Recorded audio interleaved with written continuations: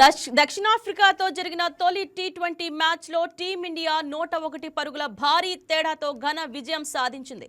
భారత బౌలర్ల సమిష్టి ప్రదర్శన ముందు సఫారీ బ్యాటింగ్ పేకమెడలా కూలిపోయింది.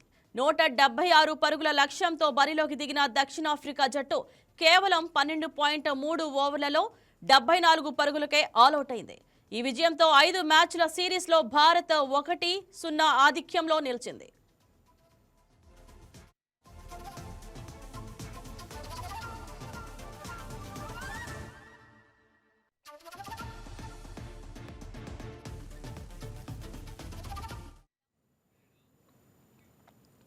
లక్ష్య ఛేదనలో దక్షిణాఫ్రికాకు ఆరంభం నుంచే కష్టాలు మొదలయ్యాయి.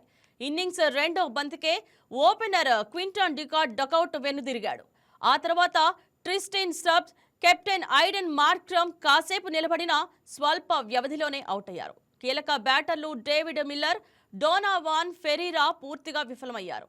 ఓ దశలో డివాల్డ్ బ్రేవిస్ కాస్త దూకుడుగా ఆడినా అతనికి మరో ఎండ్ నుంచి సహకారం లభించలేదు. సఫారీ ఇన్నింగ్స్లో అతడే టాప్ స్కోరర్గా నిలవడం వారి బ్యాటింగ్ వైఫల్యాన్ని తెలియజేస్తోంది. భారత బౌలర్లలో ఆర్దీప్ సింగ్, జస్ప్రీత్ బుమ్రా, వరుణ్ చక్రవర్తి, అక్షర్ పటేల్తో 2 వికెట్లు పడగొట్టి సఫారీ పతనాన్ని శాపించారు.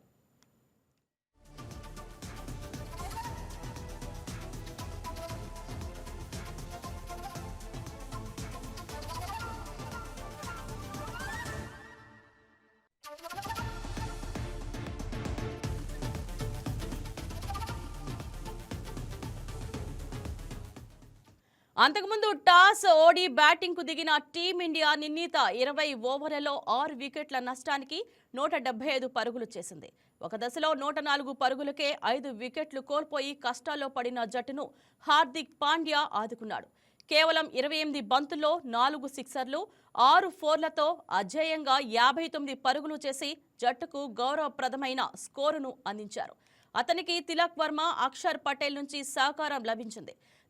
దక్షిణాఫ్రికా బౌలర్లలో లుంగి ఎంగ్డి 3 వికెట్లు తీశాడు. ఇక ఇరు జట్ల మధ్య రెండో టీ20 మ్యాచ్ రేపు న్యూ చండీగఢ్లో జరగనుంది.